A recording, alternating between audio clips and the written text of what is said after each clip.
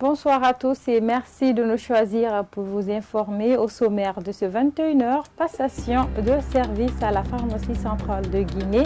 L'ancien directeur général de ce département, Labila Sagno, a passé le témoin au tout nouveau directeur général Moussa Konaté. La cérémonie s'est déroulée en présence de la chef de cabinet du ministère de la Santé. Des engagements ont été pris par le nouveau patron de ce département pour relever le défi. Et puis, le bicéphalisme persiste au sein du Parti de l'Union pour le progrès de la Guinée. Alfred Matos et Jacques Bonemi, chacun continue à se réclamer leader du parti de l'ancien Premier ministre Feu Jean-Marie Doré. Merci de nous choisir pour vous informer, comme annoncé dans le sommaire. Après avoir bénéficié d'un décret présidentiel la semaine dernière, le tout nouveau directeur de la pharmacie centrale de Guinée, Labila Sagno, a été installé dans ses fonctions ce mardi 21 décembre 2021 dans l'enceinte du dit département devant la chef de cabinet du ministère de la Santé et de l'Hygiène publique. Le nouveau directeur dit tendre la main au cadre de sa direction afin de matérialiser la confiance du président de la transition. Quant au directeur sortant, il a rappelé que l'administration est une continuité. C'est avec un grand honneur que Moussa Konaté, désormais ancien directeur de la pharmacie centrale de Guinée, a été accueilli par le personnel de sa direction à l'occasion de la passation des services avec son remplaçant. Après 10 ans passés à la tête de ce département, le directeur général sortant aura laissé de bons souvenirs, comme le témoigne le délégué syndical de la pharmacie centrale de Guinée. Le renforcement de la cohésion sociale entre la direction générale et le personnel travaillant à la pharmacie centrale de Guinée. La mise en œuvre effective de la logistique intégrée prônée par le ministère de la Santé et de l'Hygiène publique. L'amélioration du cadre de travail. Pour le directeur général sortant, tout le mérite qu'on l'attribue aujourd'hui revient à ses collaborateurs qui ont accepté de l'accompagner dans ses initiatives. Chers amis et chers collègues, je vous rappelle que l'administration est un cycle. Tout le monde est utile pour le développement du pays, mais personne ne saurait être indispensable. Chacun de nous est appelé à jouer sa partition, et les partitions de tous permettent d'atteindre le développement visé. Je pars avec des souvenirs. Je n'oublierai pas ces réunions difficiles, ces longues journées de travail pour lesquelles il fallait absolument préparer les réceptions ou les expéditions pour éviter de rupture des produits de santé. Après avoir remercié le chef de l'État pour lui avoir porté sa confiance, Labila Sagno, le directeur général entrant, promet de poursuivre les changements apportés par son prédécesseur et dit tendre la main à tout le personnel. Chers collègues, beaucoup d'efforts et de sacrifices ont été consentis, certes, pour arriver là où nous sommes. Cependant, il reste encore beaucoup à faire. Il est donc temps et il est l'heure de doubler les efforts, de capitaliser les compétences et les expériences dans un esprit d'équipe. Je dis bien dans un esprit d'équipe, pour non seulement sauvegarder les acquis, mais aussi œuvrer sans relâche pour améliorer notre système d'approvisionnement pour le bien-être de la population. Devant le personnel du département, la chef de cabinet du ministère de la Santé et de l'Hygiène publique, Raïté Sall, rassure le tout nouveau directeur de leur disponibilité à accompagner le département. À Monsieur le directeur général sortant, Dr Moussa Konaté, votre passage à la tête de cet établissement public ces dernières années prouve à suffisance votre capacité managériale et votre lead qui ont fait de la pharmacie centrale de Guinée en amont le leader de l'approvisionnement en médicaments essentiels génériques de consommables médicaux et vaccins et en aval le régulateur du secteur pharmaceutique dans notre pays, en proie à de sérieux problèmes, soyez-en vivement remerciés.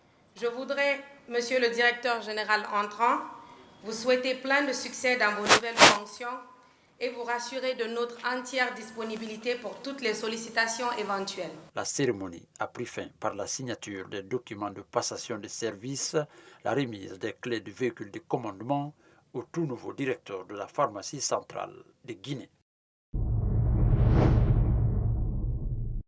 Le 5e congrès ordinaire de l'Union pour le progrès de la Guinée, UPG, de l'ancien parti du feu Jean-Marie Doré s'est tenu à Conakry à son siège national les 17 et 18 décembre 2021, une rencontre qui a connu la présence des délégués de toutes les régions de la Guinée. Maître Jean-Alfred Matos a été réélu par les militants du parti, une décision que conteste Jacques Bonemi qui se réclame aussi président du parti.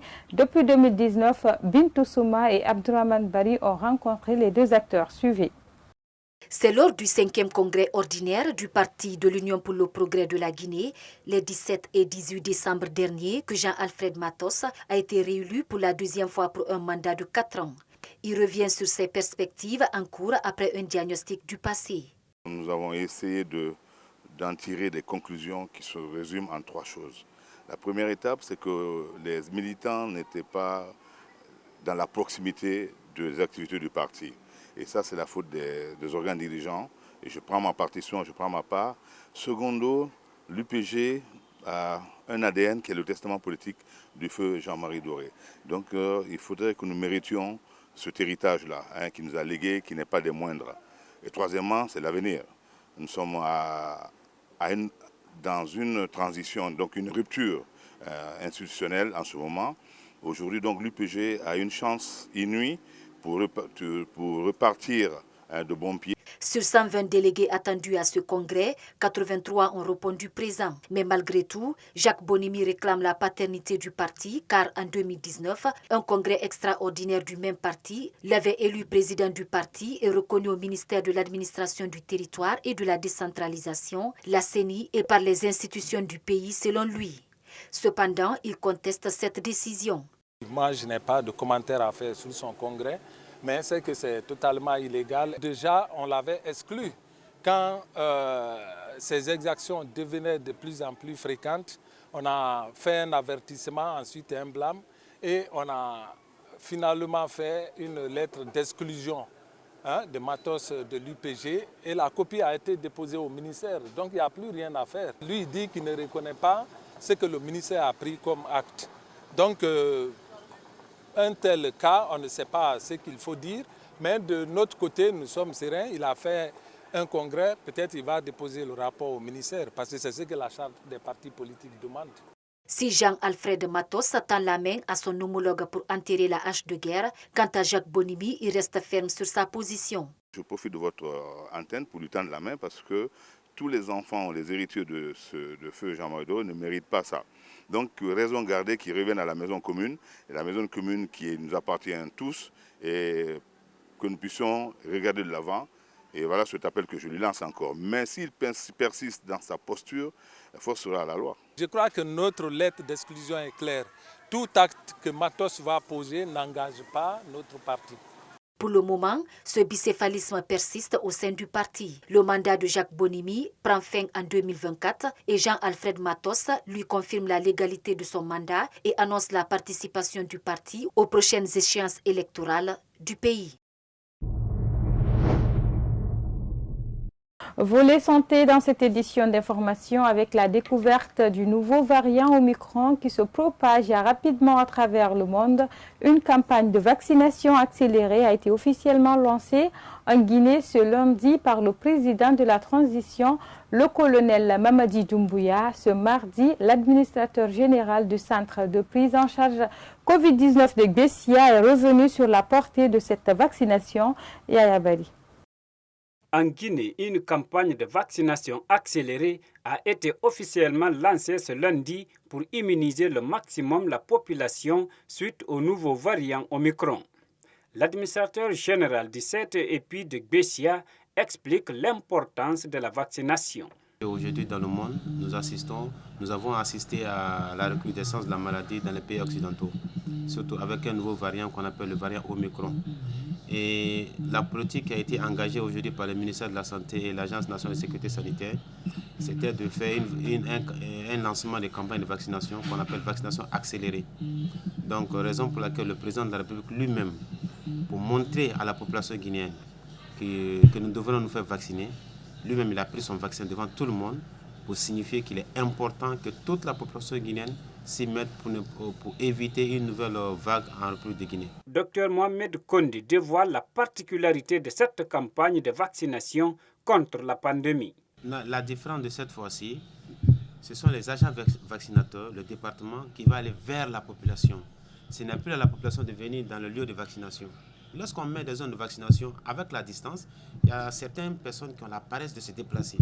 Donc cette politique de vaccination accélérée nous permettra d'avoir un maximum de personnes vaccinées, vu que nous serons plus près de la population. Cependant, pour éviter de nouvelles restrictions et ses conséquences, l'administrateur lance un appel aux citoyens. Acceptons de nous faire vacciner, parce que si on ne se vaccine pas et que la maladie prenne de l'ampleur, le gouvernement sera obligé de revenir sur les mesures qui ont été vraiment levées, c'est-à-dire l'interdiction des cérémonies culturelles, les couvre-feux. Certaines restrictions seront faites et ça ne va pas arranger le pays. Ça va freiner l'élan économique du pays. Ça va freiner le développement du pays.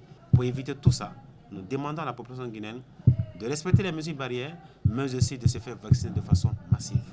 Il donne également des consignes aux agents vaccinateurs qui seront déployés sur le terrain.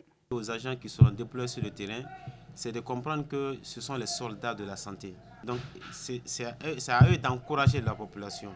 C'est à eux d'avoir le verbe, le vocabulaire pour encourager la population, pour que cette population puisse venir se faire vacciner. Nous ne sommes pas là, la population n'est pas notre ennemi. Donc nous devons aller vers eux, les sensibiliser, les faire comprendre la portée de la vaccination et les effets négatifs de ce nouveau variant sur la population et la Guinée tout entière. Depuis le 5 mars 2020, la Guinée a enregistré au total 30 826 cas de Covid-19, dont 390 décès hospitaliers et 296 décès communautaires. Le pays totalise à ce jour 2 626 410 personnes vaccinées grâce à la mobilisation du gouvernement et des partenaires. Toujours sur le même sujet, Omicron, c'est le nouveau variant de la pandémie Covid-19 qui secoue le monde et les responsables de l'Organisation mondiale de la santé après sa découverte le 24 novembre dernier en Afrique du Sud. En Guinée, un médecin généraliste lance une mise en garde sur ce nouveau variant et appelle à la responsabilité de tout un chacun. Plus de précision avec Yayo Moubari et Ibrahim Khalid Silla. Identifié pour la première fois le 24 novembre dernier en Afrique du Sud et au Botswana, grâce à des prélèvements remontant au 9 novembre 2021, le nouveau variant du coronavirus, appelé Omicron, fait beaucoup de ravages à travers le monde. Dr Ben Youssouf Keïta revient sur ce nouveau variant. C'est l'unique virus dans l'histoire de l'humanité qui n'est jusqu'à présent pas connu et pas maîtrisé. L'Europe est à la 5e vague de la coronavirus Covid-19. Nous, en Guinée, ici, nous sommes à la 3e vague. Mais ne voulez pas, la 4e va venir. Et elle va venir maintenant avec le variant Omicron, qui est plus contagieux, quoique nous ne sachions pas encore son taux de létalité ou de mortalité.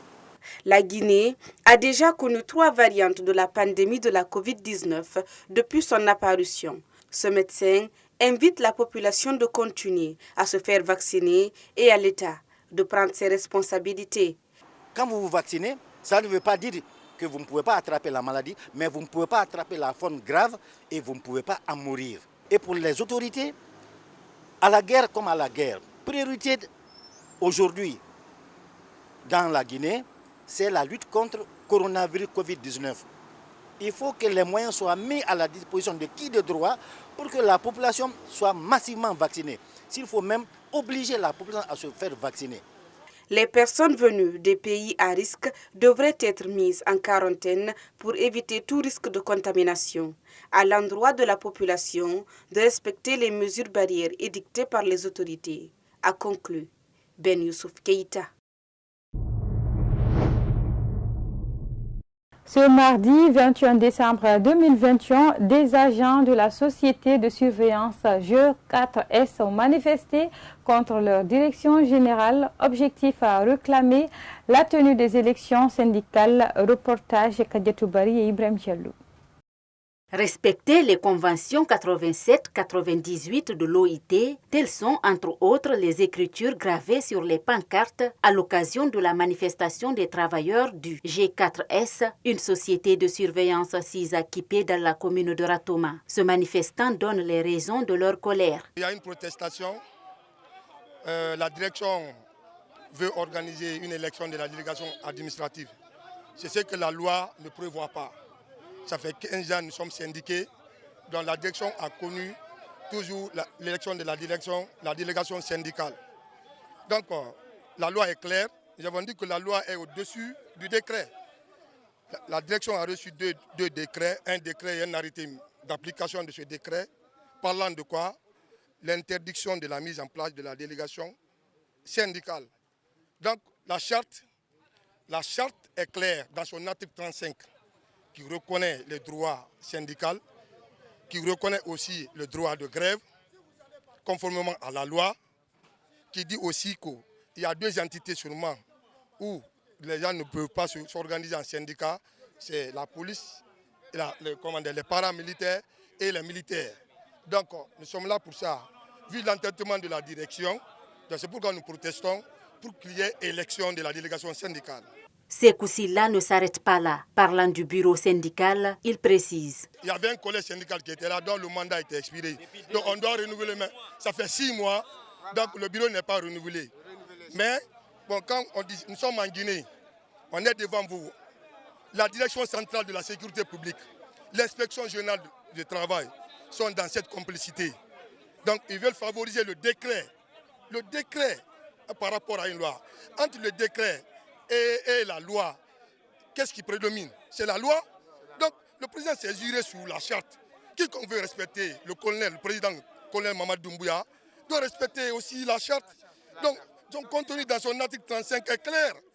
Et un peu plus loin, depuis 1959, la Guinée a ratifié des conventions 87-98 de l'OIT, de l'Organisation internationale du travail. Donc nous ne sommes pas des militaires. Nous sommes régis par le Code du travail.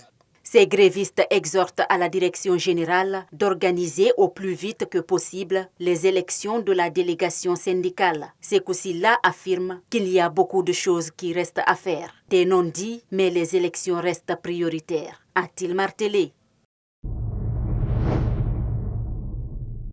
Toujours dans l'actualité, le marché guinéen reste toujours cher malgré la diminution du prix du carburant à la pompe par la junte militaire en septembre dernier. Des femmes dénoncent cette situation que le président de la transition avait lui-même promis de revoir dans un bref délai. Les précisions avec Mariam Chindibari et Abdourahmane Bari. Se procurer un repas par jour reste inquiétant pour les citoyens de Conakry à cause de la cherté des denrées alimentaires dans le marché. Alors que le prix du carburant a été revu à la baisse par les nouvelles autorités de 11 000 à 10 000 francs, le marché guinéen reste toujours cher. Une situation que déplorent ces vendeuses qui lancent un cri de cœur. Les denrées alimentaires sont chères au marché. Je ne connais que revendre du gombo. Actuellement, si tu n'as pas 500 000 francs guinéens, tu ne peux pas avoir un sac de gombo. Il n'y a pas d'argent. Tout est cher quand Alpha était au pouvoir. Actuellement, Doumbouya aussi est là, mais rien n'a changé au marché. En septembre dernier, le président de la transition, le colonel Mamadi Doumbouya, a diminué le prix du carburant à la pompe. Après cela, il a promis de revoir la situation des denrées alimentaires dans le marché dans un bref délai. Vu la durée de cette promesse, ces femmes interpellent les nouvelles autorités. Le président doit nous aider. Rien ne va à Conakry. Actuellement, le marché est cher.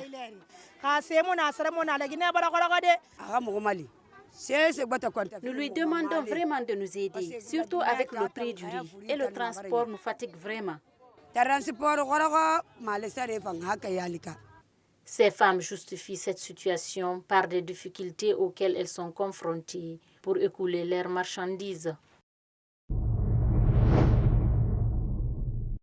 Ce lundi, le sélectionneur guinéen a publié la liste des 27 joueurs convoqués pour la CAN 2022 au Cameroun. Sur cette liste, on note l'absence de quelques grandes figures. Si certains sont optimistes, d'autres par contre s'interrogent sur le choix de Kaba Diawara, Ibrahim Diallo. C'est dans le cadre de la Coupe d'Afrique des Nations prévue au Cameroun au mois de janvier prochain que le sélectionneur guinéen a publié une liste de 27 joueurs pour défendre les couleurs nationales. Un choix qui fait assez de bruit chez les fans du Curon. Il faut le dire à l'entame, aucune liste ne fait l'unanimité. L'entraîneur, il est le mieux placé pour se justifier concernant l'arrivée de quelqu'un joueur au sein de sa sélection.